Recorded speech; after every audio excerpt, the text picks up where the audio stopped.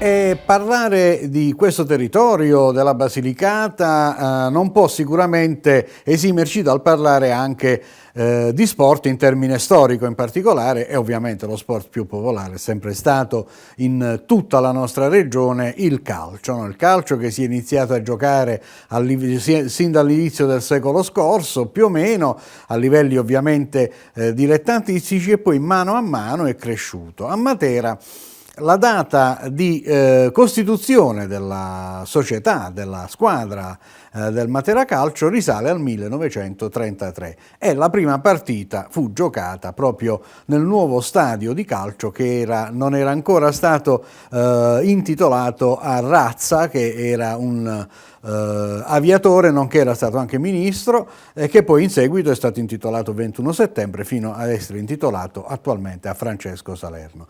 Il nome è importante perché torna in questa intervista Nicola Salerno, è con me, benvenuto. Grazie. È stato realizzato un sito molto interessante che permette di verificare e di consultare, come se fossimo in biblioteca, tutta la documentazione, la formazione delle squadre, gli incontri, quante partite sono state fatte, della formazione del Matera. Come si chiama il sito, Salerno? Allora, il sito si chiama... Intanto Salerno, ovviamente, lo ricordiamo, è un cognome che nel calcio materano ha segnato una tappa importante ed era con la presidenza del senatore Franco Salerno, che poi era suo zio, mio zio. Si andò in Serie B. Prego. Certo. Allora, il sito si chiama Matera Calcio Story, è un'idea nata da qualche anno in verità, perché era un pallino che avevamo da un po' di tempo. Inizialmente un gruppo di amici, io e Sandro Veglia, poi man mano si sono aggiunti diversi compagni di avventura, per cui adesso abbiamo composto proprio un vero e proprio team. Cito gli altri: Francesco Salerno, Lorenzo Tortorelli, Fabio Venezia, Cristoforo Di Cuia e infine anche Nicola Radogna e Massimo Abatino, che sono i due che curano in particolare la stagione in corso e la cronaca domenicale. Mi permetto di sottolineare appena in più Sandro Veglia, nostro cameraman, certo, bravissimo, a disposizione, che ha realizzato insieme a Salerno e a tutti gli altri questo sito. Certamente. Uno arriva lì, lo sprovveduto come me che non sa usare internet, che fa? Arriva, trova una pagina? Trova una pagina iniziale con un menu dove sono suddivise le varie sezioni.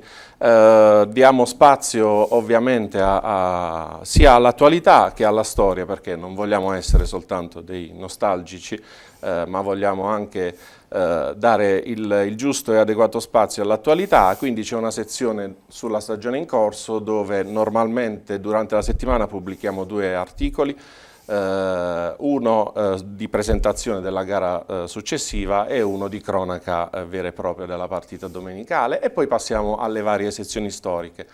C'è la storia, dove anno per anno abbiamo raccolto quasi per tutti gli anni, con qualche piccolo vuoto ancora da colmare, però quasi per tutti gli anni. Continua, la ricerca è ancora in essere, assolutamente. Abbiamo raccolto fotografie, classifiche, risultati, presenze e reti di tutti i calciatori anno per anno, che poi abbiamo riportato anche nella sezione statistiche, dove abbiamo tutti i precedenti contro tutte le avversarie nel corso degli anni, così come i nomi e i dati anagrafici di tutti i calciatori. Ecco, ovviamente tutto ciò con le fotografie dei calciatori. Si rivedono antiche glorie, insomma, no? Una per tutte, perché il primo che mi viene in testa, quello che attualmente è un avvocato, l'avvocato Buccione. Certo, no? come no.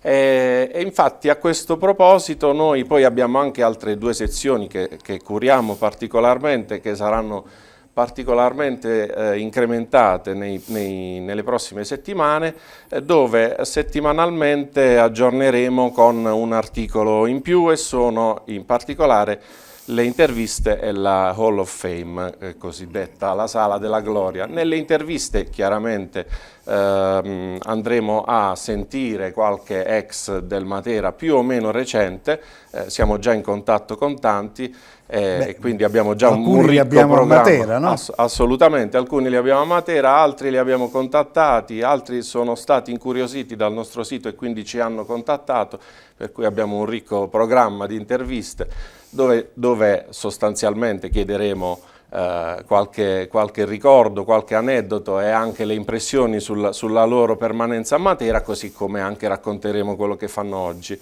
Anche perché, voglio dire, ripercorrere il tutto, come dire, ci tira fuori dal discorso dell'animosità della tifoseria. La possiamo guardare una volta tanto storicizzandola, cioè verificando come è andata, come sono andati gli incontri, molto spesso scontri, anche con la tifoseria, in particolare con quella potentina, mi pare. Certo, no, ormai siamo tutti molto fratelli e molto amici, per fortuna. Assolutamente, tant'è vero che una delle cose che ci piace sottolineare, al di là del fatto che noi comunque cerchiamo, essendo un sito tra virgolette storico, cerchiamo di raccontare dei fatti più che dare dei commenti o dei giudizi, ma poi una delle cose che ci piace sottolineare è che grazie proprio a questo sito, che è online da pochi mesi, siamo entrati in contatto con diversi appassionati di altre città, sia da ogni parte d'Italia, ne cito solo alcuni: Trento, Reggio Emilia, Catania, Chieti e anche Barletta, e anche di posti a noi vicini.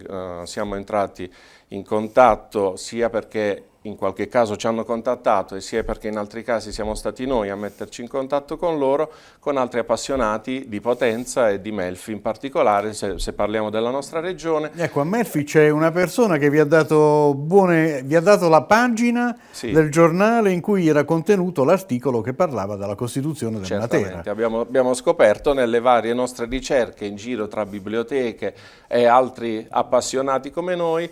A Melfi in particolare c'è questo appassionato che è Gerardo Cerone, che ha raccolto una serie di articoli. E poi ha scritto anche un volume in proposito. Ha scritto un libro sul Melfi e ha raccolto anche diverse notizie sulle varie squadre lucane, e tra queste abbiamo trovato proprio la data di costituzione della prima società calcistica materana, che per noi insomma è una